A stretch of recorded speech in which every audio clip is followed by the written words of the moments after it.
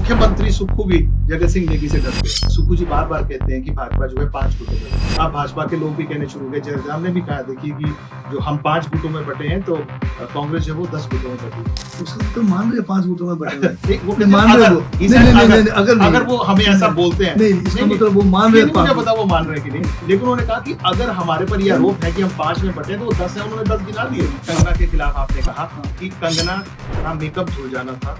कितनी आप खुद सोचिए, बदरा है कि नहीं कि कंगना का मेकअप धुल जाना था और लोग कंगना को पहचान नहीं पाते। किसी महिला को सर इस तरह का ये तंज है, क्योंकि इन्होंने यहाँ पर जो है शपथ खाई है कि आप पीड़ा के समय में आपके हर दुख में सुख में खड़े रहेंगे। तो व्यक्तिगत था ना ये, below the belt remark for a lady. It is not below the belt, it is just क्या कहते हैं स्टेयर। आप प्रधानमंत्री को कह रहे हैं कि ऐसा क्यों होता है कि जब भी इलेक्शंस होते हैं तो बॉम्ब ब्लास्ट होता है? इसका मतलब मोदी जो है वो इलेक्शन जीतने के लिए बॉम्ब ब्लास्ट करा रहे हैं। फिर आप जो इसको अलग रूप देना चाह रहे हैं। नहीं तो आपने कहा मैं उसको जोड़ रहा हूँ, क्या ये संयोग है? मेरा प्रश्न ये है कि क्या ये संयोग है?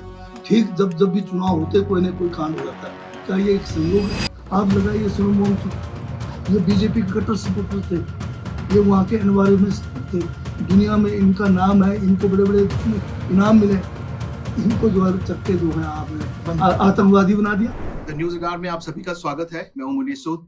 जैसा आप सभी जानते हैं कि कांग्रेस अपने 3 साल के जो कार्यकाल है उसका एक जश्न मना रही है। हालांकि नाम कई दिए गए, पहले जश्न का नाम दिया गया, उसके बाद मुख्यमंत्री ने कहा कि ये हमारा जो पार्टी का दृष्टिकोण है उसका एक सम्मेलन है। फिर उसके बाद कल विनय कुमार जी ने जो नए अध्यक्ष हैं उन्होंने कहा जी रैली है। जगत सिंह नेगी जी भी हमारे साथ आज हमारे मेहमान हैं, उन्होंने कहा कि ये आप इसे रैली भी कह सकते हैं या एक सम्मेलन भी कह सकते हैं। तो आज इस संबंध में हमारे साथ मौजूद है राजस्व मंत्री जगत सिंह नेगी जी, और हम इनसे बातचीत करेंगे कुछ कल की रैली के बारे में और बाकी जो राजनीति हिमाचल प्रदेश में चल रही है उसके बारे में भी हम इनसे बात करेंगे। जगत सिंह नेगी जी, स्वागत है आपका द न्यूज़ अडार। धन्यवाद। ये पहला मौका है कि आप द न्यूज़ अडार के साथ हमारे दर्शकों के साथ रूबरू हुए हैं। पहला प्रश्न तो हम रैली को लेकर ही करेंगे। ये रैली है, सम्मेलन है, जब से इसकी घोषणा हुई है तब से ये एक विवादों में आ गया है। पहले इसे जश्न कहा गया, फिर उसे करेक्ट किया गया कि नहीं ये पार्टी का दृष्टिकोण है, फिर उसे और करेक्ट किया गया कि नहीं हम प्रभावितों को पैसा बांट रहे हैं, उसका है। लेकिन है क्या? देखिए हिमाचल जो है इस समय बाढ़ प्रभावित प्रदेश है, आप सब जानते हैं। उस कंट्रोवर्सी इसलिए है, विवाद इसलिए ज्यादा बढ़ गया है कि क्या ये सही मौका है सरकार को जश्न मनाने का? पहली बात तो जश्न शब्द जो है ये बीजेपी ने कॉइन किया, नहीं सचिवालय से निकला। नहीं, सचिवालय से जो निकला है, प्रोसीडिंग जो हुई थी उसमें सेलिब्रेशन की बात हुई है। में वो एक सेलिब्रेशन के कई मायने हैं, ठीक है, एक सिंगल मीनिंग नहीं है जी। आप अगर उसको उस एंगल से भी देखते हैं तो उसमें क्या बुराई है जी। हर सरकार का जो 1 साल का कार्यकाल पूरा होता है तो उसका वो जो है एक किस्म से सेलिब्रेशन के रूप में, सम्मेलन के रूप में उसको मनाते हैं। वर्डिंग से उसका जो है असलियत जो है क्या है उसको आप ऐसे नहीं आंका जा सकता जी। ये भाजपा है जो बात का बतंगड़ बनाती है। ये हमेशा जो है इस किस्म के कार्यक्रम करते रहे और हम अगर इस किस्म का कार्यक्रम करें तो उनको बड़ी तकलीफ है। नहीं, ये कहते हैं कि हमने किए तब ये बाढ़ प्रभावित क्षेत्र नहीं था, लेकिन अब तो हालात ही बहुत 23 और 25 2 बार ऐसा। बिल्कुल इसमें क्या हम कह रहे हैं कि बाढ़ प्राकृतिक आपदाओं के बावजूद, राजनीतिक आपदाओं के बावजूद ये सरकार जो है अपना डिलीवरी कर रही है, जनता के कार्य कर रही है और हम इस 25 के बाढ़ से आपदा से हम जो है उबर कर आए और उसके बाद अगर हम एक कोई सम्मेलन या संकल्प के रूप में इसको मना रहे हैं तो इसमें इनको क्यों पीड़ा हो रही है? ये जितने हम और हमने जो पीड़ित लोग हैं या जो लाभार्थी लोग हैं उनके साथ एक डायरेक्ट संवाद का जो एक माध्यम बनाया है। इसको जो सरकार के जो कार्यक्रम हुए हैं उनको जनता तक पहुंचाना है। हमारा 2 साल आगे का जो कार्यक्रम है उसका विजन जो है वो हमें पब्लिक के साथ शेयर करना है। तो उसमें बीजेपी के कहने के मुताबिक हर चीज थोड़ी चलेगा। नहीं, पर ये बोल रहे हैं कि प्रभावितों की आड़ में आप एक बड़ी रैली कर रहे हैं, पूरे हिमाचल से आप लोगों को बुला रहे हैं। 20,000 की बात की जा रही है कि 20,000 तक लोग आएंगे। देखिए आप खुद आप कितनी बार आप विजिट कर चुके पट्टल में, वो कोई ऐसा नहीं लग रहा है कि आपको प्रभावितों का फिक्र है? जो भाजपा बोल रही है प्रभावितों का लेना देना बहुत कम है, सरकार को अपना दिखाना है कि हमने क्या किया। ये सरकार का अपना अधिकार क्षेत्र भी है और प्रभावितों के का अगर कोई कमी है उसका तो जिक्र करना ही है। एक स्वीपिंग स्टेटमेंट बीजेपी की तरफ से आ गया तो क्या उससे कुछ माना जाएगा? ये एक चीज बताया कि प्रभावितों को कहाँ पर कोई कमी हमने रखी है, बल्कि हमने तो ऐतिहासिक जो है पैकेज दिया है जो पूरे देश के अंदर कहीं नहीं हुआ है। और ऐसे समय उनको हम बता रहे हैं कि करीब 1800 से ज्यादा जो है परिवारों के जो है पूरी आशाएं जो है पूरी तरह से क्षतिग्रस्त हुआ है। 8 लाख रुपए उनको दे रहे हैं। वो जो है हम उसको अगर एक सम्मेलन में उसको जो है आगे बढ़ाते हैं तो उनको क्या तकलीफ है? नहीं, विपक्ष बार बार आपसे यही बात पूछ रहा है कि ये सेलिब्रेशन का वाला सा मौका है क्या? अगर आप जो नहीं, आपने किया क्या अभी, वो तो ये तो पतन के 3 वर्ष है, ये भाजपा के लोग कह रहे हैं। भाजपा का अपने वैचारिक पतन का जो है ये सिलसिला जारी है। 12 साल से जब ये दिल्ली के अंदर इनकी जो सरकार बनी है, एक किस्म से वैचारिक पतन इस देश का हो रहा है, क्योंकि ये एक ही विचारधारा को थोपने की कोशिश कर रही है। अब अगर आप बताएं कि हमारे यहाँ पर अब इनका तो ये भी था कि मंडी में क्यों हो रहा है, आप शायद अगला प्रश्न आपका यही होगा। ये मंडी में इसलिए भी हो रहा है कि ये बार बार चिल्लाते रहे कि मंडी में बहुत ज्यादा त्रासदी हुई है। अगर देखा जाए तो पड़ोस में बंजार में ज्यादा त्रासदी हुई है, कुल्लू में, और हर एक कुल्लू जिला में भी कुल्लू जिला में भी, हर जिले में अपने हिसाब से त्रासदी तो एक मकान गया उसके लिए भी जो है पूरा का पूरा। तो हम जो है इस जगह पर बनाकर इन पीड़ितों को कह रहे हैं कि हम आपके साथ खड़े हैं, और खड़े खाली जो है दिखावे के लिए नहीं है। हम बड़े बड़े स्कीम लेकर आए जिसको इनको हमने बताना है कि हमारी क्या क्या योजना है जो आपको जो है इस आपदा से उबरने के लिए है। ये कहते हैं, भाजपा कहती है कि जो गारंटी आपने दी थी वो तो पूरी हुई नहीं, अब आप नई योजनाएं लेके आ गए।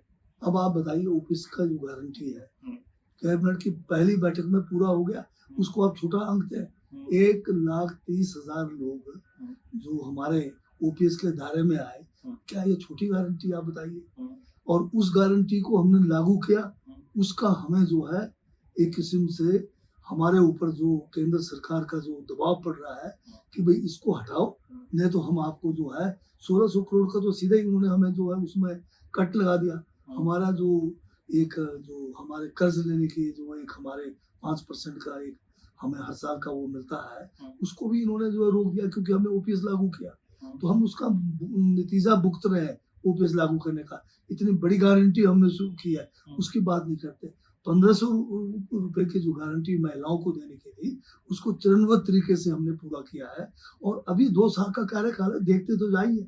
हम बीजेपी के तरह जो है ठीक आखिरी चुनाव के समय में आपने देखा दिल्ली में 1500 वाली जो गारंटी है ना सर, ये तो आपके गले की फांस बन गई है। नहीं बनी ये, क्योंकि आपने जनजातीय क्षेत्र चाहे लाहौल स्पीति और ऊपर पांगी थोड़ा वहां पे गया, बाकी तो सारी महिलाएं इंतजार कर रही है। डोडरा कुमार में क्या, कुल्लू के बंजार के एरिया में किया, जहाँ भी दूर दराज के क्षेत्र में किया है। हमारा 2 साल का समय पूरा है, आप देखते तो रहिए। अभी आप क्यों हमारे पड़े? हमने ये थोड़ी कहा कि पहले साल में करेंगे, हमने कहा हमारे से ये मैं भाजपा बोल रही है, वो कहते हैं कि भाजपा, उन्होंने कहा है कि फिर वही बात है कि हम भाजपा के कहने के ऊपर काम थोड़ी करेंगे। हम तो करेंगे पब्लिक हित में काम करेंगे। हम भाजपा के गुलाम थोड़ी है कि जो उनकी बात पे हम जो है मोड़ लगाए, भाजपा कहेगी तब करेंगे, भाजपा नहीं कहेगी नहीं करेंगे। हमारा अपना विजन है, हमारी अपनी रणनीति है। उसके राजनीतिक मुद्दा बना रहे हैं ना इलेक्शंस का, ठीक है, वो बनाते रहे, उससे क्या है। हम अपनी गारंटियों को पूरा करेंगे। अब दूध की जो गारंटी है आप उसको नहीं बात करते, आप जो हमारे प्राकृतिक खेती की बात आप नहीं करते। बागवानी के क्षेत्र में 1300 करोड़ का 7 जिलों में जो हमने शिवा प्रोजेक्ट बनाया है, जिसमें 6000 हेक्टेयर भूमि के ऊपर बागवानी की जाएगी और 15,000 परिवारों को, खासकर जो निचले क्षेत्र के हमारे जिले हैं जहाँ पर सेब नहीं है, जहाँ पर आपके ट्रॉपिकल एरिया है, जहाँ पर आप अन्य किस्म के फलों को जो है विकसित करेंगे। तो ये कोई छोटी योजना है थोड़ी है, बताइए आप बताइए। क्या हमने जो है पानी का सेस लगाया, पानी पर यही भाजपा की जो है सरकार के जो पीएसयूज हैं केंद्र सरकार के, ये कोर्ट में जाके उसको भी हमने रोका है। हमें आगे बढ़ने नहीं दिया जा रहा। भाजपा जो है ना तो हमें जो है पैकेज कोई दिया है, राहत में न कोई हमें पैसा दिया है। प्रधानमंत्री घोषणा करके जाते हैं, कई महीने हो गए पैसा नहीं आता है, उसकी बात भाजपा वाले क्यों नहीं करते? अब कहते हैं कि पत्थर की लकीर है, वो पत्थर कैसा पत्थर है जो अभी तक घिसा ही नहीं गया। तो जब लोगों को पैसे की जरूरत है, आज नहीं देखे आप 20 साल बाद दोगे, उसका कोई मतलब थोड़ी रह गया। नहीं, मैं इसी प्रश्न पे आप कह रहा हूँ, और शायद कल पत्रकार वार्ता में भी मैंने आपसे थोड़ा सा दिया था।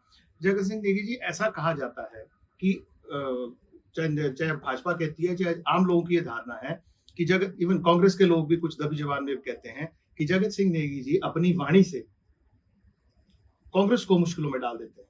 चाहे वो वाणी कंगना रनौत के ऊपर कही गई, चाहे जयराम के ऊपर गई, चाहे नरेंद्र मोदी के ऊपर आपकी जो जो आप एक विवादित मतलब बातें बोल देते हैं, मीडिया में आके बोल देते हैं, कुछ वजह से कांग्रेस जो है उसको नुकसान होता है। और कहीं ना कहीं जो आज केंद्र से जो मदद नहीं मिल पा रही है, बेशक आपके बयानों पर नहीं हो, कहीं ना कहीं ऐसा है कि आप नाराज कर देते हैं, पार्टी को आप बैकफुट पे ले आते हैं अपने, क्योंकि आप बड़े स्पष्टवादी हैं। नहीं, अगर सच बोलना, अगर कोई विवादित बयान हो तो ये तो मैं हमेशा बोलूंगा। मैं अपनी विचारधारा की बात नहीं कर सकूंगा तो फिर ये लोकतंत्र किस चीज का है। पर एक बात जो आपने कही है, अगर मेरे कहने से केंद्र की सरकार हिमाचल को पैसे नहीं दे रही है या वो कंगना रावत के ऊपर कोई टिप्पणी करने से नहीं दे रही है, तो उसका तो मतलब बहुत बड़ा हो गया। इसका मतलब मैं जो है हिमाचल इनके लिए पीड़ित, इनके लिए मायना नहीं रखता है। जगत सिंह नेगी का बयान इनके लिए बड़ा रहता है। इसका मतलब क्या है बताइए आप? क्या केंद्र सरकार कोई मूर्ति है जिसको धूप दिया जलाता रहे, उनको जो है संतुष्टि करे तब वो देगी? हमारा अधिकार है हिमाचल का। हिमाचल भी जो है संघीय ढांचे का एक विभिन्न अंग है और इस देश का जो भी स्कीमें हैं उसके लिए हम हकदार हैं। हम केंद्र से कोई भीख नहीं मांगते। हमारे जो हक है वो देना पड़ेगा केंद्र सरकार को। अगर इस देश को कश्मीर से कन्याकुमारी तक एक रखना है तो सभी जो इसके अंग है सभी को एक बराबर देखना पड़ेगा। अगर भाजपा की यही रणनीति रहेगी, ये देश जिसको बड़े मुश्किल से हजारों लाखों लोगों की कुर्बानी देकर इसको कश्मीर से कन्याकुमारी तक एक विशाल देश बनाया, अब दोबारा ये जो है दोबारा से इसकी एकता के ऊपर खतरा पैदा हो। नहीं जगत सिंह जी, आप बिल्कुल ठीक बोल रहे हैं, आपकी बात मैं मान रहा हूँ कि ये सही बात है आपकी। लेकिन आप ही के जो मंत्रिमंडल के लोग हैं, विक्रमादित्य सिंह हैं, वो निरंतर केंद्र के मंत्रियों से जाके मिलते रहे हैं और मदद लाते रहे हैं और बयान देते रहे हैं कि इतने 1000 करोड़ हमें आया है और हम धन्यवाद करते हैं। मुकेश अग्निहोत्री जाते हैं, वो भी सभी के साथ मिलते हैं और आके वही बयान देते हैं। कुछ मंत्री कह रहे हैं कि एक मिनट,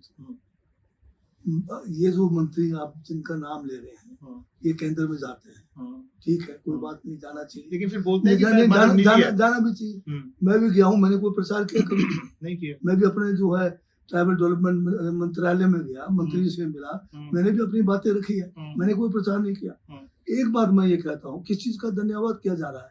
ये प्रधानमंत्री ग्रामीण सड़क योजना जो है ये हमें मिलना ही मिलना है, चाहे वो बीजेपी की सरकार हो चाहे कांग्रेस की सरकार हो। यहाँ पर बीजेपी की सरकार हो, क्या बीजेपी की सरकार में हमने प्रधानमंत्री ग्रामीण सड़क योजना 2003 से लेकर 2012 तक नहीं दिया? अरबों रुपए दिए। वो एक हमारा सिस्टम है संघीय ढांचे का कि ये जो केंद्र पोषित जो स्कीमें हैं, सभी जो जितने भी हमारे राज्य हैं उनको जो है एक अनुपात के हिसाब से, एक पॉपुलेशन के हिसाब से, उनकी टोपोग्राफी के हिसाब से मिलना ही मिलना है। उसमें किसी का धन्यवाद करना कोई हिमाचल के लिए अलग से नहीं है, पीएमजीएस का अलग से नहीं है, ये मिलना ही मिलना है। उसमें भी जो है ये इनसे पूछिए, 4000 करोड़ तो उसमें जेजेएम में अभी तक आए ही नहीं, जो इन्होंने जो अनाउंसमेंट करके गए। मेरे इलाके में जब चुनाव से पहले ही जो है केंद्र के मंत्री आए वाइब्रेंट विलेज के नाम से बड़ी बड़ी घोषणाएं करके गए जेजेएम में, एक दिल अभी तक नहीं आया। तो किस चीज का धन्यवाद करना है? ये लोग जो धन्यवाद कर रहे हैं, मैं उनके ऊपर कोई बात नहीं करना चाहता, पर मेरा ये कहना है ये जो स्कीमें आई है वो कोई एक्स्ट्रा नहीं मिला है, जो हमारा हक है उसी का मिला है, उससे 1 पैसा ज्यादा मिला है तो हम भी धन्यवाद करेंगे। आपदा में 1 पैसा नहीं दिया, आपने स्पेशल पैकेज नहीं दिया, अगर ये होता है मैं सबसे पहले धन्यवाद करूंगा। पर ये जो स्कीमें जिनकी आप बता रहे हैं ये हमारे वो अब हर एक का तो जिम्मेवारी मेरी नहीं है ना पर मैं तो उसको एक उसमें बता रहा हूँ कि ये कहाँ से आया, ये पैसा इनके कहने से आया या कोई अलग से आया? ये तो हमारा हक था, आया है, हम भी तो देते रहे। जब हमारी सरकार केंद्र में थी, इधर बीजेपी की थी, पीएमजी, इसका हमने अरबों रुपए दिया, किस चीज का धन्यवाद है? हमारा जल शक्ति नाम बदल दिया इन्होंने, पहले आईपीएस डिपार्टमेंट का नाम बदलने में तो ये माहिर है, कभी किसी शहर का नाम बदल देंगे। अभी अगर मैं लिस्ट निकालूं तो दर्जनों स्कीम जो कांग्रेस के थे उनके नाम इन्होंने बदल दिए केंद्र में। तो ये कोई बात नहीं है कि मेरे, अगर मुझे इतना बड़ा मान दे रहे हो कि मेरे कहने से सब वहां पर, अगर ऐसे ही है तो मैं इनका जो है पूजा करना शुरू कर देता हूँ, कल आ जाएगा पैसा। बताइए आप। ये तो केंद्र मैं सरकार- इनका तो आप कह रहे हैं कि अगर मेरे कहने से रोक नहीं, दिया मैं है, ये कह रहा हूँ कि कहीं ना कहीं मैंने आप ये आप बता नहीं मुझे फिर सरकार को आप इसमें मुझे एक चीज आप पूछेंगे शायद, पर मैंने कोई अभद्र शब्द का इस्तेमाल किया, कोई मतलब अनपार्लियामेंट्री लैंग्वेज किया, बताइए। सर मैंने देखिए, कंगना रावत के खिलाफ आपने या कंगना के खिलाफ आपने हाँ, कहा हाँ, कि कंगना का मेकअप धुल जाना था। हाँ, देखो सर कितने हाँ, आप खुद सोचिए भद्र है हाँ। कि नहीं, कि कंगना का नहीं, मेकअप धुल जाना था ये एक और तंज लोग नहीं, लोग नहीं, कंगना को पहचान नहीं पाते। बिल्कुल किसी महिला को सर इस तरह का ये तंज है, क्योंकि इन्होंने यहाँ पर जो है शपथ खाई है कि आपको पीड़ा के समय में आपके हर दुख में सुख में खड़े रहेंगे। तो व्यक्तिगत था ना ये, व्यक्तिगत below the belt remark for a it lady. Is not below the belt, it is just क्या कहते हैं स्टेयर था। आप बताइए, मैंने ये कहा आप कह सकते थे कंगना नहीं आए, नहीं है आप मेकअप उधर से उन्होंने ये कहा कि जयराम ठाकुर ने कहा कि अभी सड़कें खराब है, मौसम ठीक नहीं है, उस टाइप की बात हुई। तो मैंने एक तंज कसा कि भाई जो पब्लिक के चुने हुए लोग हैं, जिन्होंने कसम खाई आपके सुख दुख में खड़े होने को, उनके लिए आप कह रहे हैं रास्ते ठीक नहीं है, उनके लिए मौसम ठीक नहीं है, मेरे साथ उनको खतरा था। तंज मैंने कोई नहीं, वो जो आपने कहा ना कि मेकअप धुल जाएगा, वो तो थोड़ा ठीक है। लगा। तो मेकअप का क्या, मेकअप कोई गंदा चीज है कोई करने का? और वो प्रधानमंत्री जी का मेकअप हो रहा है, वो दिखाया जा रहा है, पता नहीं एक एक जो मेकअप मैंने 15-15 लाख रुपए उसका जो मैंने का सैलरी है। तो मेकअप तो एक अच्छा धंधा है, बहुत सारे लोग इसमें काम करते हैं, हम सब करते हैं थोड़ा थोड़ा मेकअप। तो क्या फिर आपने सर फिर देखिए, आप प्रधानमंत्री को कह रहे हैं कि ऐसा क्यों होता है कि जब भी इलेक्शंस होते हैं तो बॉम्ब ब्लास्ट होता है। इसका मतलब मोदी जो है वो इलेक्शन जीतने के लिए बॉम्ब ब्लास्ट करा रहे हैं। फिर आप जो इसको अलग रूप देना चाह रहे हैं। नहीं तो आपने पर कहा मैं उसको जोड़ रहा हूँ, क्या ये संयोग है? मेरा प्रश्न ये है कि क्या ये संयोग है? ठीक, जब भी चुनाव होते कोई ना कोई कांड हो जाता है, क्या ये एक संयोग है? नहीं बताइए, एक बार तो हो सकता है, 2 बार तो हो सकता है, 3-3 तो वारदातें कहीं भी हो सकती हैं, कभी भी हो सकती हैं। उसी समय क्यों होते हैं? देखो ये जब पुलवामा में हुआ तब तो कोई इलेक्शन नहीं था। नहीं, तब उस टाइम जो है उसके बाद में इलेक्शन हुए। नहीं, क्यों नहीं? तब पुलवामा के कोई इलेक्शन नहीं था देश में। उसके बाद तो हुए ना इलेक्शन। नहीं, बात तो सर अब लगे रहेंगे। आज कुछ हो जाता है तो आगे आप बताइए, जब डोकलाम में हुआ, बिहार रेजिमेंट के 20 नौजवान जो है, कई बार चीजें जुड़ सकती हैं। बिहार रेजिमेंट क्यों हुआ? अगर आप इसको उस परिप्रेक्ष्य में देखें, अगर डीपली अगर आप देखें, तो हमें तो डाउट होता है और हमें कहने का पूरा अधिकार है कि भाई वो क्यों जो है बिहार के इलेक्शन में। इस तरह की टिप्पणी सिर्फ और सिर्फ पूरे प्रदेश से सिर्फ आपने की, बाकी किसी ने नहीं की। मैं बाकियों का थोड़ी मैं ठिका ले सकता हूँ वो क्या सोच रहे हैं। मेरी जो सोच है, अगर वो गैर संवैधानिक है, मेरे शब्द अगर गैर संवैधानिक या अनपार्लियामेंट्री है, अब्यूजिव है, तब तो आप कहिए। ये सिर्फ मुझे जो है हमेशा टारगेट करते हैं कि ये बदतमीज है। एक शब्द बताइए जो बदतमीजी का मैंने कहा, बल्कि उल्टा ये जो कह रहे हैं मुझे, इनके मुख से जो है बदतमीजी वाले शब्द निकले हैं। शुरुआत आपसे मैंने क्या किया बताइए, एक शब्द तो बताइए आज तक। देखिए जयराम, एक शब्द बताइए जो बदतमीजी का। नहीं, देखो जयराम और आपकी जो बातचीत चल रही, चलो अब इसी मुद्दे पर आ जाते हैं। जयराम जी की जो छवि है पूरे प्रदेश में किस तरह की है? एक शालीन व्यक्ति के तौर पे उन्हें देखा जाता है। क्या मैं फिर नहीं, ये कैसे कंपेयर कर सकते हैं? मैं बता नहीं, शालीनता क्या होता है? देखो, शालीनता दिखाने का एक होता है, उनके मुख से जो शब्द निकले, आपने उनको कभी गौर किया? आज से आपने रिटालिएशन नहीं है। मैं जब विधानसभा में विपक्ष में था, यही व्यक्ति जो है, जो मुझे व्यक्ति कहते हैं, मैं भी आज व्यक्ति कह रहा हूँ, क्योंकि मुझे भी रिटालिएट करना पड़ेगा। मैं कब तक जो है चुपचाप बैठा रहूं? मैं विधानसभा में जब भी खड़ा होकर अपनी बात रखता था, ये मुख्यमंत्री थे, ये क्या कहते थे मुझे कि ये जो ठंडे इलाके आदमी क्यों गर्म हो रहा है?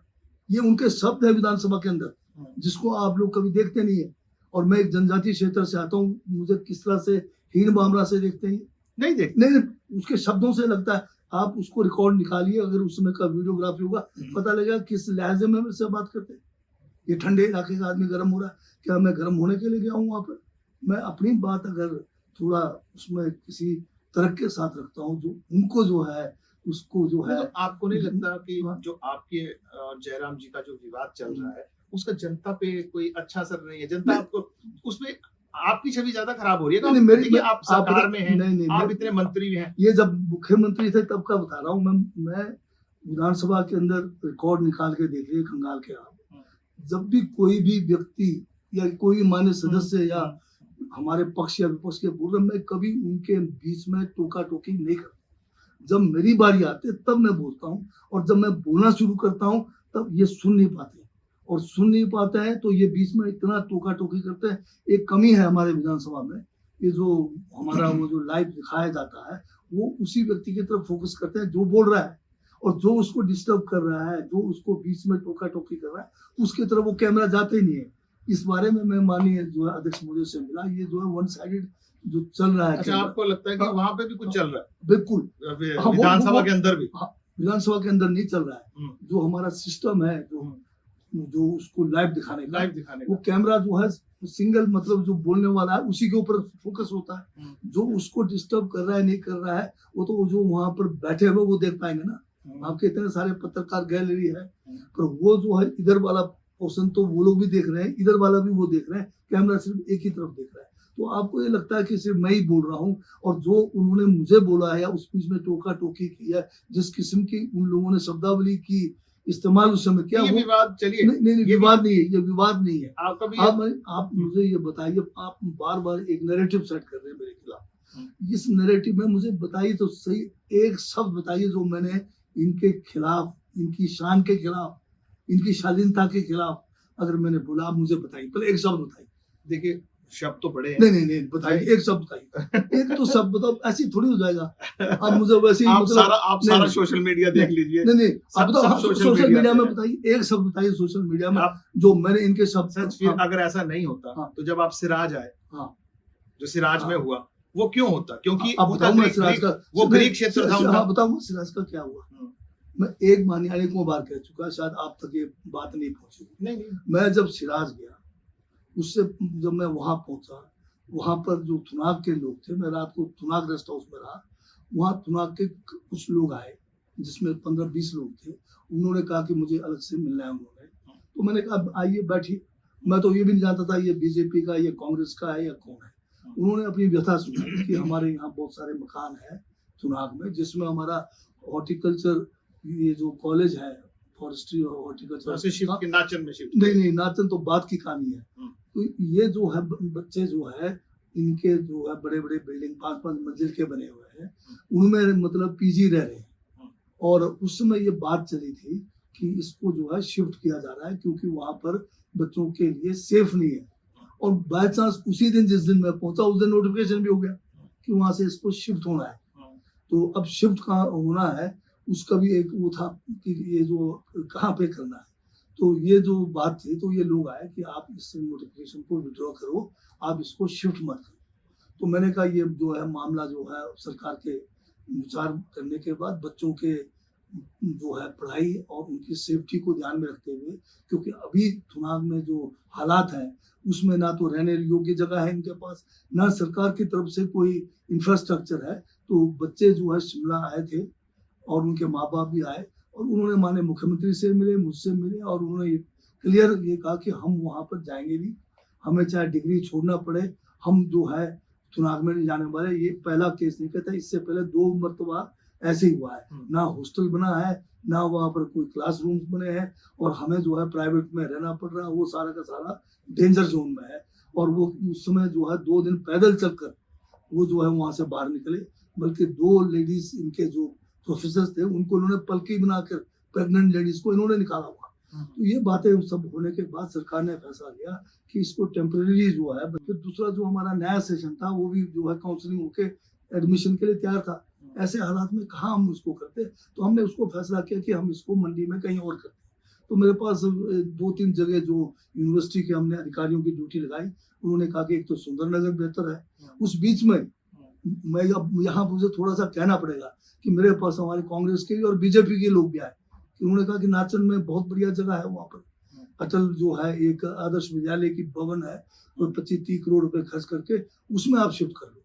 तो मैंने तुरंत अधिकारियों को वहां पर भेजा, वहां पर जाके उसका मुआयना करने भेजा, और उनकी रिपोर्ट भी आई कि वो बिल्डिंग में अगर 10-1 लाख रुपए लगाया तो बहुत बढ़िया सेफ जगह है, और सारे क्लासेस इमीडिएट शुरू हो सकते हैं। तो रात को आए बैठे, मैंने कहा भाई इसमें तो मेरा अकेले का फैसला नहीं है, ये पूरा सरकार की तरफ से फैसला हुआ, बच्चों के हित में हुआ, मैं नहीं कर पाऊंगा, ये टेम्परेरी शिफ्टिंग है। फिर उनका सवेरे फिर दोबारा फोन आया कि दोबारा मिलना चाहते हैं। तो मैंने कहा मैं तो अभी गाँव दूर है, मैं जा रहा हूँ, और आप वापसी में फिर मिल लेना मेरे से। और काफी गाँव के टूटार करने के बाद कोई शाम के कोई 3:30-1 बजे का टाइम, फिर ये कोई ज्यादा लोग हो गए इकट्ठे। इस बीच में जब मैं जंजैली से आ रहा था, तो कुछ लोग कोई 15-20 लोग एक रोड के साथ खड़े होके कुछ काले कपड़े लेके वो जो है नारे लगा रहे थे। मैंने कोई परवाह नहीं किया, मैं निकल गया। मैं थुनाग में ये जो लंबी थाच है जहाँ पर कॉलेज में कोई गया नहीं था, जो कॉलेज पूरा एक मंजिल डूबा हुआ था, सीनियर सेकेंडरी स्कूल डूबा हुआ था, प्राइमरी स्कूल डूबा हुआ था, जहाँ पर 400 बच्चे कॉलेज में थे, 200 बच्चे से ज़्यादा सीनियर सेकेंडरी में थे, 60 से ज़्यादा प्राइमरी स्कूल में थे। वहाँ पर कोई गया ही नहीं था। मैं जाके उधर जो है मशीनें लाकर उधर काम शुरू कराया। कुछ पंचायत के लोग ऑलरेडी काम कर रहे थे स्कूल में। कॉलेज का हाल भी खराब था, बहुत ज़्यादा नुकसान हुआ था। तो उस समय मौसम खराब हो रहा था, तो ये मैंने डिस्ट्रिक्ट लेवल की मीटिंग वहाँ बुलाई थी आपदा को लेके। इसके सिराज के एरिया के डीसी, एसपी सारे डिपार्टमेंट्स बुलाए हुए थे थुनाग रेस्ट हाउस में। उतने में डीसी का फोन आया कि मौसम खराब हो रहा है, लोग काफी है, क्या करें। मैंने उनको अंदर बिठा दो। अंदर बिठाया। जब मैं गया तो उन्होंने फिर वही एक मामला उठाया कि इसको नहीं करना है शिफ्ट, आज ही करो फैसला। उनका ये था कि अभी करो फैसला। मैंने कहा एक तो मैं दबाव में कोई काम नहीं करता, दूसरा अकेले का फैसला नहीं है, आप अपना रिप्रेजेंटेशन दीजिए, मैं गवर्नमेंट में इसको विचार करूंगा। पर वो लोग जो है उतावले हो गए, वो मुझे प्रेशराइज करने लगे कि अभी करो। मैंने कहा ये नहीं होगा। फिर उन्होंने नारेबाजी शुरू की। मैं बल्कि बहुत लेट था, 4 बजे भी मेरी मीटिंग शुरू नहीं हो पाई। मैंने कहा उनको नारे नुरे लगाने दो, मैं ऊपरले मंजिल में ऑफिसर्स की मीटिंग उसी एरिया के जो भी राहत के कार्य है उसके लिए मैंने रखा होता। 1 घंटा मुझे लगा, 5 बजे के बाद जाके मीटिंग खत्म हुई। लंच हमने 5 बजे के बाद किया। वो लोग इतने उग्र हो गए कि नारेबाजी करके वो जो है उनको बड़े मुश्किल से पुलिस ने जो है रेस्ट हाउस के कमरे जो हॉल है उससे बाहर निकाला। बाहर मेरी गाड़ी खड़ी थी। मैंने नेक्स्ट नाचन में जाना था, अटल ये जो आदर्श विद्यालय का भवन भी देखना था, और धर्मपुर में मेरा प्रोग्राम था। मुझे वहां से जाने नहीं दिया गया, बाहर निकले तो कम से कम आधा घंटा ये जो है मेरा रास्ता रोक के बैठे रहे, गाड़ी के आगे खड़े हुए। बड़े मुश्किल से पुलिस प्रशासन ने मुझे गाड़ी में बिठाया, और उसके बाद ये गाड़ी के आगे खड़े हो गए। बड़े मुश्किल से वो गाड़ी निकली एक गेट से दूसरे गेट में, और उस बीच में इन्होंने जो है मेरे जो तिरंगा लगा हुआ था गाड़ी के ऊपर, उसके ऊपर इन्होंने जो है काले कपड़े फेंकने शुरू किए, यहाँ तक चप्पल फेंकने शुरू किए। जब मैं निचली साइड से हटता तो पत्थर भी ऊपर मेरे ऊपर बरसाए। ये सारा का सारा वीडियोग्राफ है। और इसीलिए विवाद हो गया। उसके बाद हमने कहा इनके ऊपर केस करना पड़ेगा, क्योंकि ये तो गैर कानूनी था, तिरंगे का अपमान है। तिरंगे का अपमान तो देशद्रोह का केस बनता है। तो हमने कहा केस कीजिए, जो भी हुआ है उसके मुताबिक। और मुझे जो है एक ड्यूटी पे मैं जा रहा हूँ, उसका भी इन्होंने मुझे रोक किया, और उसको मुझे धमकाया, डराया गया, जोर जबरदस्ती से जो है फैसला लेने की बात कर रहे थे। तो उसके बाद अगर इनको जो है तकलीफ हुई है तो मेरा उसमें कोई कसूर है? मैंने तो चुनाव में वो काम किया जो जयराम 20 दिन में नहीं कर सके। मैंने जो है रज्जू मार्ग बनाया, सेब उसमें रज्जू मार्ग रिकॉर्ड टाइम में बनाया। जिस जगह पे सड़क नहीं बन रही थी, बिल्कुल गांव वाले खड़े हुए कि यहाँ सड़क नहीं बनेगी, ऊपर का एरिया स्लाइड होगा, मैंने नाले से सड़क रिकॉर्ड टाइम में बना के वहाँ किया। कॉलेज को ठीक किया, सीनियर सेकेंडरी किया, क्या क्या नहीं किया। लोगों की छोटी छोटी सभाएं की, एक एक को माइक देके कहा किसका अगर कोई रह गया है बताइए। तो उससे ज्यादा क्या कर सकता था? किस चीज की तकलीफ थी? हाँ, इनको तकलीफ क्यों हुई? जब मुझे वहां जाके पता लगा कि ये जो सारा इतना नुकसान जो सड़कों का हुआ है, इतना ज्यादा जो ये जो खासकर 200 से ज्यादा सड़कें बनी थी, उसमें क्या हुआ? साइंटिफिक तरीके से सड़क नहीं बनी। 400 करोड़ के करीब सड़कों पे खर्च हुआ, और 200 से ज्यादा सड़कें बनी। एफसीए क्लियरेंस नहीं था। 55 तो केस आज भी जो है एफसीए क्लियरेंस के जो वायलेशन में खड़े हैं। आपने जो है वहां पर जंगलों का अंधाधुंध कटाई की। आपने जो है जो सड़कें बनाई, उसका मलबा जो है कहाँ फेंका? डंपिंग साइट्स थे नहीं, नाले नदी नालियों में फेंका है, पेड़ उसमें रहे। जब ऊपर बादल फटे, वो सारा का सारा जो है नीचे की तरफ को आ गया, उससे भी बहुत ज्यादा नुकसान हुआ। इसके बाद की तो क्या गलत किया मैंने वो रिकॉर्ड खंगाला। रिकॉर्ड में आया कि ये 200 सड़कें 400 करोड़ रुपए लगे। ये जो है एफसीए वायलेशन में हुआ है। जो मैंने एक हेलीपैड की बात की, जिसका बड़ा गुस्सा करता है, 16 हेलीपैड बनाए हमने, उसका थोड़ी तंज है। हमें ये कि 16 है जो बने उसमें एफसीए का वायलेशन हुआ है, वो है बात। रेस्ट हाउसेस बनाए, हमें कोई तकलीफ नहीं है। आपने 10 रेस्ट हाउस बनाए, बड़े बड़े आलीशान बनाए, और हमें उसका क्या है कि उसके बजाय जो है हॉर्टिकल्चर कॉलेज की बिल्डिंग बना देते। आपने जो है वहां पर एक ITA का 34 करोड़ का है, 25 बच्चे नहीं है उसमें। आपने वहां पर जो 2-2 जगह पे जो है ये मिनी सेक्रेटरीज बना दिए। जंजाली में भी मिनी सेक्रेटरी बना दिया, उसमें कोई बैठता नहीं है, 30-35 करोड़ का है। आपने थुनाग में भी मिनी सेक्रेटरी बना दिया, मैं तो उधर जो है उससे पहले भी गया हूँ। आपका कहना है कि जब आपने वहां के मुद्दे उठाए हाँ तो तब शायद हाँ जयराम और हाँ उनको बस और क्या मिला बताइए। मैं तो जब उन्होंने इन मुद्दों को वो सुन नहीं पाते, जैसे मैं ये मुद्दों को अब उन्होंने 40-40 मिनट वो आपदा पे बोलते हैं, एक एक घंटा बोलते हैं, हमें भी तो रिप्लाई देने का अधिकार है, या तो सिर्फ हमने उन्हीं का सुनना है, ऐसा तो होता नहीं है।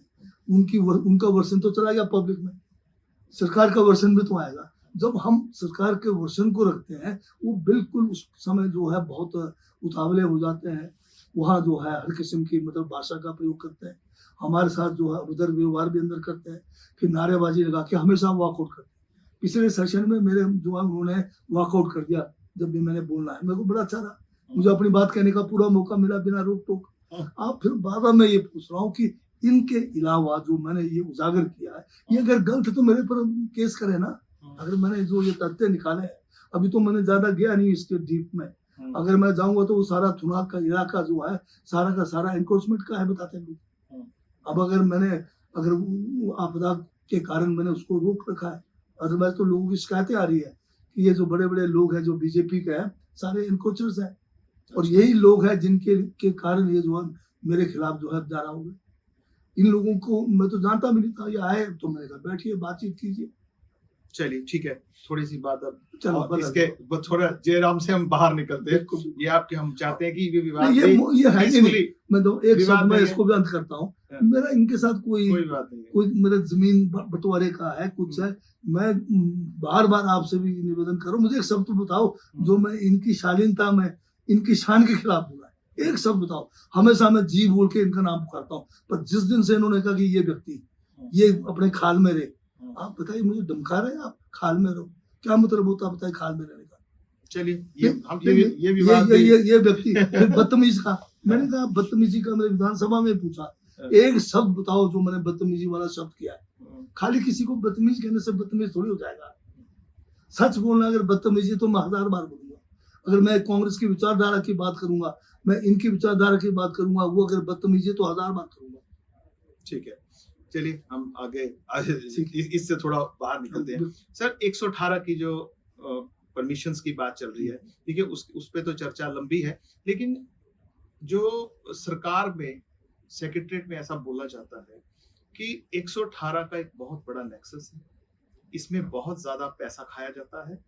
कुछ लोग हैं, देखिए मैं नाम नहीं लेना चाहता हूँ, नाम मेरे पास 4 लोगों के नाम हैं, मैं उन्हें सार्वजनिक नहीं करना चाहता हूँ, लेकिन कहते हैं कि बहुत बड़ा नेक्सस है, जो खुद वो फाइल लेकर आते हैं, वो जाते हैं और 118 की परमिशन के पैसा खाते हैं, और ये काफी बड़ा है। और ये भी बोला जाता है, मुझे जिसने मुझे सूचना दी है उन्होंने कहा है जी जगत सिंह नेगी जी भले चंगे वाकिफ हैं इन सब चीजों से, लेकिन कोई एक्शन ये ले जा रहा है और मुख्यमंत्री भी वाकिफ है।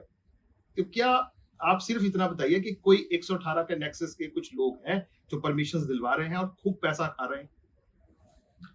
अब आपके पास जब पुख्ता नाम है 4 लोगों के, एक जो है निर्भीक पत्रकारिता के रूप में आपको उनका नाम उजागर करना चाहिए। नहीं वो सही समय नहीं बिल्कुल नहीं सही समय नहीं, वो सही समय यही सही समय जब आपके पास सूचना आ गई, उस सूचना को अगर आप शेयर नहीं करते हो तो उससे ज्यादा सही समय कब होगा।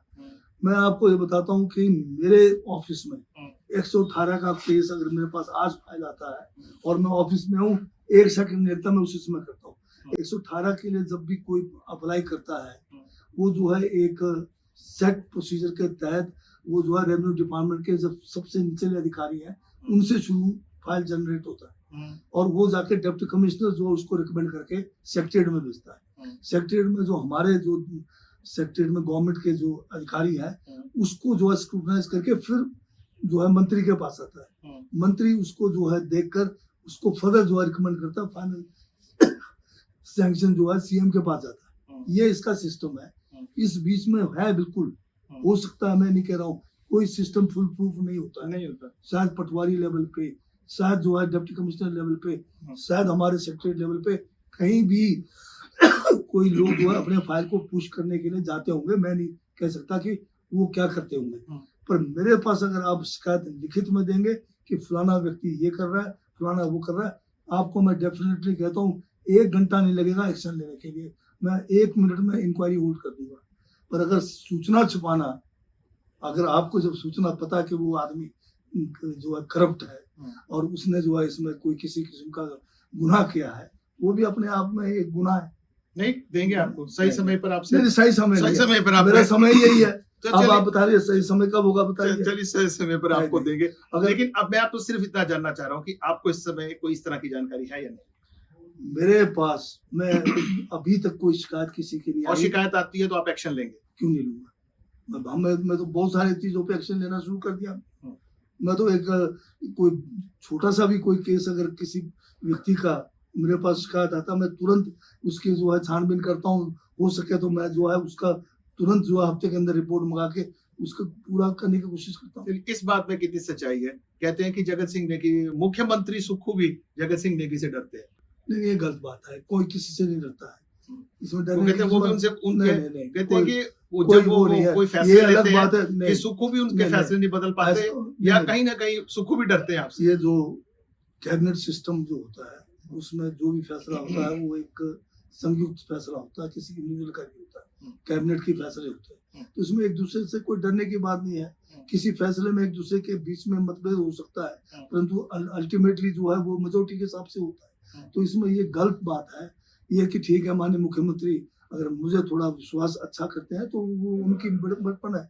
आप कहते हैं डर नहीं है, विश्वास है। विश्वास है बिल्कुल। अच्छा, तेजवंत सिंह नेगी वाली बात पे मैं आता हूँ। उस केस में हाई कोर्ट से मेरे ख्याल आपके खिलाफ वो फैसला हुआ है। क्या कहते हैं आप उसमें? ये मेरे खिलाफ नहीं हुआ है। मैंने जो याचिका दायर की थी, जो दफा 500 का लंबा समय हो गया, 2008 से चला। उन्होंने कुछ एलिगेशंस जो है मेरे लेट ब्रदर उनके ऊपर लगाए थे और उसमें मुझे भी जुड़ा था। तो हाई कोर्ट में जो फैसला जो है सिंगल बेंच का जो है मुझे कल ही प्राप्त हुआ है, उसमें वो डिसमिस हुआ है। तो वो अभी मेरे पास अभी और भी एवेन्यूज है, मैं लीगली उसको स्टडी करूंगा। अभी मैंने वो फैसला ही नहीं देखा है कि जज ने किस पॉइंट पे जो है आप मेरे ख्याल कुछ भाषा से हाई कोर्ट में ऐसा लिखा गया कि आपके वो खिलाफ नजर आती हैं जो शब्द। मैंने अभी आपको कहूँ कि मैंने वो फैसला पढ़ा ही नहीं। कल शाम को किसी ने वो जो वकील कंसर्न है उसने व्हाट्सएप किया था, मुझे टाइम नहीं मिला।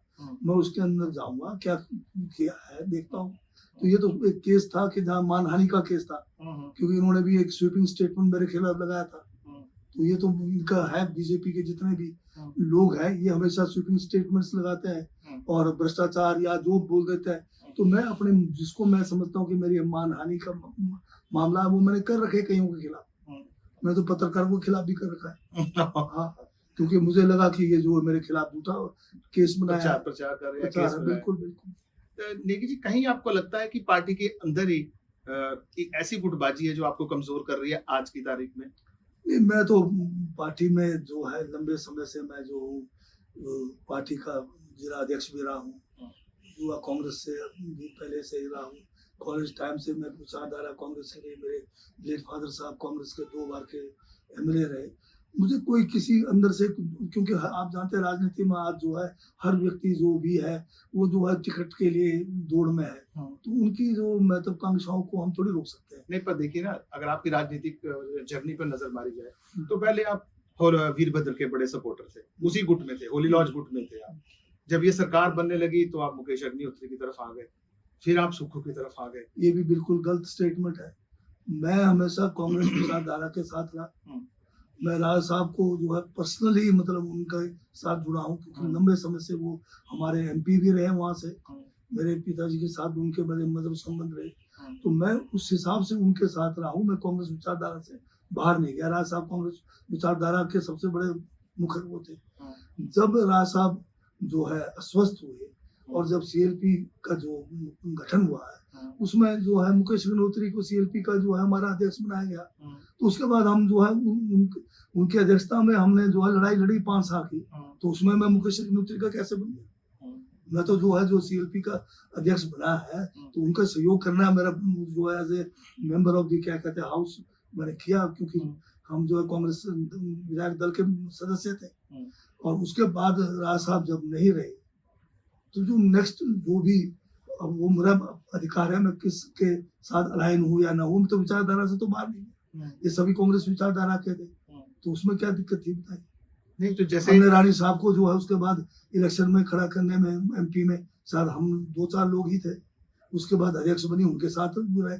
जो भी कांग्रेस के अगर पोस्टों पे रहे उनसे बाहर अगर हम कैसे जाएंगे बताइए? नहीं वो तो है, लेकिन ऐसा कहा जाता है कि अरे आपने लोग कहने कभी को- इधर हुए कभी ना, उधर नहीं, हुए मैं कभी सत्ता के लिए। मैं कभी सत्ता के लिए नहीं गया। मैं इतने लंबे अरसे से रहा, अगर मैं सत्ता बदलना होता तो मेरे पास ये जो 9 लोग गए इनसे पहले मैं भी चले जाता किन्नौर में, मैं भी जो बीजेपी का बना होता, अगर मैंने पोस्ट ही लेना होता। हमने 30 साल में कभी पोस्ट ही नहीं मांगा। अब वक्त आ गया, मिल गया तो ठीक है, नहीं मिलता तब भी हमें ठीक था। हमें कौन सा था जब पिछली सरकार थी राज साहब के, उस समय मैं 1 साल तक कुछ भी नहीं बना। मैंने कभी एक शब्द नहीं कहा कि मुझे नहीं बनाया गया। बाद में उन्होंने मुझे जो है चॉइस दिया क्या करना है, उन्होंने कहा कि तुम ये बनाते हैं, तो मैंने कहा जो आप बनाएंगे ठीक है। मुझे उपाध्यक्ष बनाया। उस समय कभी सुना कि मैंने कहा कि राज साहब के खिलाफ बोला हो कि मुझे कुछ नहीं बनाया। अब बाकी की तरह होता मैं भी तो चिल्लाता कि मैं बहुत इतने साल हो गए, मैं भी उस समय जो है तीसरी बार का जीता हुआ था। आजकल लोग कहते हैं छठी बार जीते हुए, हमने कभी नहीं कहा कि हम 5वीं बार जीते। अब बोलना पड़ रहा है तो फर्क क्या, इनसे भी सीनियर हूँ मैं जो 95 का हूँ, 98 में आए। 5 इलेक्शन जीते हैं आप। मैं भी जीता हूँ, 3 लगातार जीत रहा हूँ। वो कहते हैं मैं 6 लगातार जीत रहा हूँ, तो बड़ी अच्छी बात है। मैंने तो कभी नहीं कहा, मुझे कहना पड़ रहा है। जब लोग अपनी बात कर रहे हैं, अपने कद को ऊंचा दिखा रहे हैं, हम थोड़ा सा अपना कद भी बता रहे कहाँ है। सर जैसे सुक्खू जी बार बार कहते हैं कि भाजपा जो है 5 गुटों में बटी है। अब भाजपा के लोग भी कहने शुरू हो गए, जयराम ने भी कहा देखिए कि जो हम 5 गुटों में बटे हैं, तो कांग्रेस जो है वो 10 गुटों में बटी है। तो इसका मतलब मान रहे 5 गुटों में बटे हुए हैं। नहीं वो नहीं, मान रहे अगर, वो नहीं, अगर वो हमें ऐसा बोलते हैं, नहीं इसका नहीं, मतलब वो मान ये रहे नहीं मुझे पता वो मान रहे हैं कि नहीं, लेकिन उन्होंने कहा कि अगर हमारे पर ये आरोप है कि हम 5 में बटे तो वो 10 है, उन्होंने 10 गिना दिए। वो कहते हैं सुक्खू गुट, मुकेश अग्नि गुट, होली लॉज गुट, अब विनय वाला नया गुट बन गया, कौल सिंह गुट, आशा कुमारी गुट, उन तो बड़े गुट गिना दिए। अब ये वाकई में ही गुटबाजी है या नहीं? अब ये तो वक्त अपने आप आपको बताएगा। पर भाजपा का तो जग जाहिर हुआ ना, नारे लगे यही मंडी के अंदर, अगला मुख्यमंत्री कौन होगा, अनुराग ठाकुर होगा। उसके बाद ये लड़ पड़े। नहीं तो इनके चेहरे देखो, तो आपके भी लगे और कांग्रेस ऑफिस में हमारा ऐसा नहीं लगता। विक्रमादित्य के लगा दिए, सुक्खू के लगा दिए। वो किसी नारे का नारा लगाना कोई वो बात नहीं है। पर यहाँ तो लगाए कि अगला मुख्यमंत्री कौन होगा, बात तो उसकी बात है ना। ये तो लड़ पड़े आप कार्यकर्ता लगा दे। देखा फिर आप हमारे वाला कार्यकर्ता नहीं है फिर ऐसा थोड़ी होगा, कार्यकर्ता तो कार्यकर्ता। तो गुट है ना, नहीं वहाँ तो सिर्फ नारे नेता का लग रहा है ना, अगला मुख्यमंत्री का तो नहीं लग रहा है। यहाँ तो क्लियर बोल रहे कि अगला मुख्यमंत्री फलाना होगा। नहीं मैं आपको रिमाइंड करवा दूं, कई बार नारे लगे हैं विक्रमादित्य सिंह के लिए कि अगला मुख्यमंत्री कैसा होगा। विक्रमादित्य सिंह के बहुत बार नारे लगे, आप बताइए। नहीं और ऑन रिकॉर्ड है। वो जब तक मुख्यमंत्री नहीं बने तब तक था, बनने के बाद कोई बेवकूफ भी लगाएगा। अभी तो चुनाव 27 में होना है, ये बीजेपी के अंदर होता है वो लड़ाई, हमारे नहीं होता। चलिए सर आगे थोड़ा सा आगे बढ़ते हैं और हम चर्चा को, मुझे ख्याल की काफी लंबी चर्चा आपसे हो गई, बस चलते चलते हम एक प्रश्न आपसे आखिरी करना चाहेंगे कि कल वाली रैली जो है उसमें कितनी भीड़ जुटा रहे हैं आप, और केंद्र से भी कुछ लोग आ रहे हैं कि नहीं, और सुक्खू जी क्या दृष्टिकोण है अब अगले 2 वर्ष का? इस चर्चा को हम बंद करेंगे अब तो जो संकल्प जो हमारा रैली है, हम जो कल संकल्प लेंगे वो आपके सामने होगा, अगला विजन भी हमारा आपके सामने होगा, और विशेषकर जहाँ पर कितने लोग आएंगे वो हमने कभी इस बात में ध्यान ही नहीं दिया कितने लोग हमने करने नहीं करने। हमारे जो तैयारियां तो आपकी खूब हुई है, तैयारी करने से अब देखिए पूरे के पूरा मंत्रिमंडल मंडी आके बैठे। ऐसा तो हमने अगर मोदी आए, कभी मोदी जी आते हैं तो भाजपा के सारे लोग आते हैं, ये तो हमें ऐसा लग रहा है कि जैसे कोई बहुत बड़ा आयोजन होता है उस तरह से पार्टी कर रही है। आप बताइए डर गई है पार्टी ने इतने बड़े त्रासदी से हम उभर के आए। ये त्रासदी हमें वो धर्मशाला वाली ज्यादा लग रही है। अब भाजपा वाले कह रहे हैं जो 5-10 हजार लोग वहां इकट्ठे हो गए थे, कहाँ पे उनकी बात बताऊंगा तो क्या हुआ? उसके डर से भाजपा कर रही है। आप फिर न्यूज आप लोग ठीक से नहीं दे रहे ना। बात तो यह है, इन्होंने कहा था कि ऐतिहासिक रैली होगी, तो प्रशासन ने कहा कि ऐतिहासिक होगा तो बहुत बड़ी तादाद आएगी, तो वहाँ बहुत बड़ा पुलिस ग्राउंड है, उनको कहा कि आप पुलिस ग्राउंड में कीजिए। उसके बाद ये बड़े तिलमिला है, मुख्यमंत्री के ऑफिस में सारे के सारे भाजपा विधायक दल के लोग पहुंच गए कि भाई इतने बड़े जगह पे हमें मत भेजो, हमें ये जोरावर स्टेडियम है जहाँ पर मतलब 5-6 हजार लोग आते हैं, यही रहने। मुख्यमंत्री ने कहा भाई आप इतना बड़ा ऐतिहासिक कर रहे हो, लॉ एंड ऑर्डर प्रॉब्लम हो जाएगा, खुले में करो, बढ़िया होगा, वहां पर कोई किस्म की भगदड़ नहीं होगी, प्रशासनिक रूप से भी और व्यवहारिक रूप से भी इतने बड़े आयोजन के लिए वो सही है। आखिर में उन्होंने मुख्यमंत्री को मना के वो छोटे जगह जहाँ 5-6 हजार की जगह है वहीं सीमित हो गए। तो उससे पता लगता है कहने और करने में बहुत अंतर होता है। ये जो है सिर्फ बड़े बड़े जो है मारते हैं, क्या क्या फेंकते हैं, फिर करते कुछ नहीं है। उस टाइम भी फेंका था, वो उन्हीं के गले पड़ गया। जब कहा कि ले लो स्टेडियम, हमने तो कहा क्रिकेट स्टेडियम ही ले लो और ज्यादा सीए बड़ा नहीं तो ऐतिहासिक होना था ना, क्रिकेट स्टेडियम दे देते नहीं, पूरा। पर आप उसमें जो 25,000 तो ऐसे बैठते हैं, बाकी अंदर जो है ग्राउंड में 10,000 और बैठने थे। नहीं, पर एक बात बताइए, चलिए मैं तो मैं चाह रहा था चर्चा खत्म करें, लेकिन मुझे लग रहा है कि चर्चा एक प्रश्न पर और टिक गई। आज जो कांग्रेस है पूरे देश में अगर आप देखें तो मुश्किल से 3 राज्यों तक सीमित है। तो ऐसे में उनका जोश तो वैसे ही हाई होगा। बिहार का इलेक्शन उन्होंने ताजा जीता और बड़ी बम्पर जीत हुई है वहां पे। बिहार का इलेक्शन कैसे जीता बताइए। नहीं वो ठीक तो चुनाव से पहले चुनाव के जितने भी मॉडल कोड ऑफ कंडक्ट है उसको दरकिनारे रख के 10-10 हजार रुपए 1.5 करोड़ लोगों के जेब में डाल दोगे। गरीब प्रदेश है, 10,000 रुपए जिसके जेब में आ गया, क्या समझते हैं कि वो वोट नहीं डालेंगे? साथ में बोला 10,000 तो आपको बयाना है, अगर वोट डालोगे 2 लाख का और देंगे स्कीम, और नहीं डालोगे वापस लेंगे। ये लोकतंत्र को क्या करने जा रहे हैं बताइए। ये लोकतंत्र जिसके लिए लाखों लोगों की कुर्बानी खत्म कर उसी को खत्म करना है। तो आपको पैसे लगता है? देके वोट चोरी, फिर दूसरा से SIR को देख लीजिए। आपने 65 लाख लोग निकाल के फेंक दिए, घरों के घर निकाल दिए, एक कमरे में 300 वोटर बना दिए, और ट्रेन भर कर जो है ट्रेन भर के हजारों लोगों को जो है आप वहां पर वोट डालने लेंगे। इस तरह से अगर लोकतंत्र को चलाना है तो बहुत बड़ा खतरा आने वाले समय में हम देख रहे हैं। ये ठीक है आज हमें बोलने की आजादी है, उसमें भी हमें जो है ऊपर से जो है रोक लगाया जा रहा है। डर के माहौल में हम जी रहे हैं। जिस संविधान को हमने बनाया, जिसमें निर्भीक होकर हमें बात करने की बात है, उसमें भी डरा धमका के बोलने नहीं दिया जा रहा है। आप लगाइए सोनम वांगचुक, ये बीजेपी के कट्टर सपोर्टर थे, ये वहाँ के एनवायरमेंट थे, दुनिया में इनका नाम है, इनको बड़े बड़े इनाम मिले, इनको जो है चक्के जो है आपने आतंकवादी बना दिया। बताइए सोनम वांगचुक जैसे जो इनके सपोर्टर थे, और उन्होंने जब एक बात उठाई कि भाई हमारा लद्दाख का जो 6 शेड्यूल में लाओ, क्या गलत किया उन्होंने? इन्होंने तो स्वागत किया जब हमने 370 में जो सुरक्षा एजेंसी नहीं ये उन्हें लगा होगा, नहीं लगा पास कोई तथ्य होंगे। नहीं यहाँ लगा के ऊपर नहीं आया, यहाँ इफ एंड बट्स में नहीं होता, सॉलिड वो चाहिए प्रूफ। सब चीजें कैसे एक जो सब आप भी जानते हैं, जो देश से सुरक्षा से जुड़ी हुई चीजें होती है उनका सार्वजनिक नहीं किया जाता। क्या फिर बात हो गई, फिर खत्म, फिर तो क्या रह गया? फिर तो ये तो तानाशाही का राज हो गया, फिर तो हिटलरशाही आ गई। ये लोकतंत्र में हर चीज क्लियर दिखाना पड़ेगा। मैंने अगर कोई गलत किया, मुझे क्लियर आना चाहिए ना, मैंने ये वायलेशन करके मैं देशद्रोही हूँ। खाली जो है आप मुझे पकड़ के जेल के अंदर डाल दो, देशद्रोह का वो जो है एक दायरा लगा के, ना बेल होना, ना मेरी सुनवाई होनी है, ना परिवारजन से मिलने देना, ये किस तरह का लोकतंत्र है? कांग्रेस के समय में ये लोग थे, जेपी आंदोलन में याद है आपको, इन्होंने कहा कि चुने हुए विधानसभा के लोग हैं इनको निकालो बाहर, इस किस्म का। इन्होंने हमारी जो सेनाएं है उस समय उनको कहा कि आप जो है सेना और जो है पुलिस को जो है उग्रवाद बनने के लिए इन्होंने उकसाया। ये था दोस्तों, तब भी कांग्रेस ने टॉयलेट किया इस देश के लोकतंत्र के लिए। ऐसे नेता जो बाद में बड़े बड़े मंत्री बने, उन किसी को अंदर नहीं किया। यहाँ तो अघोषित इमरजेंसी लगा है हिंदुस्तान में आज की डेट में। इतना डर का माहौल है, कोई बोलता नहीं है, ब्यूरोक्रेट नहीं बोलता, पत्रकार बोलता नहीं है, नेता नहीं बोलते हैं, क्या जीना इस देश में? चलिए हिमाचल प्रदेश में तो सब ठीक है, हिमाचल प्रदेश में होना चाहिए, अच्छा ठीक है। ये जो नेगेटिव, अब बताओ क्यों ठीक है? इन्होंने एक प्रस्ताव लाया था लॉ एंड ऑर्डर पे, बीजेपी ने, अभी इस हमारे विंटर सेशन में, और भागे। इसका मतलब लॉ एंड ऑर्डर इन्होंने ही खुद कहा, इसका मतलब ठीक है। अगर इतना ज्वलंत मुद्दा था लॉ एंड ऑर्डर का, प्रस्ताव लगा भी, और लगने के बावजूद आए नहीं, तो इससे बताइए ये दोहरे मापदंड इनके हैं कि नहीं? तो आपको लगता है कि वो जो चीजें बाहर हो रही हैं वो हिमाचल में नहीं है, और 2027 में हम अपना कार्य कर रहे हैं, हम 27 के आगे को नहीं देख रहे अभी इलेक्शन को।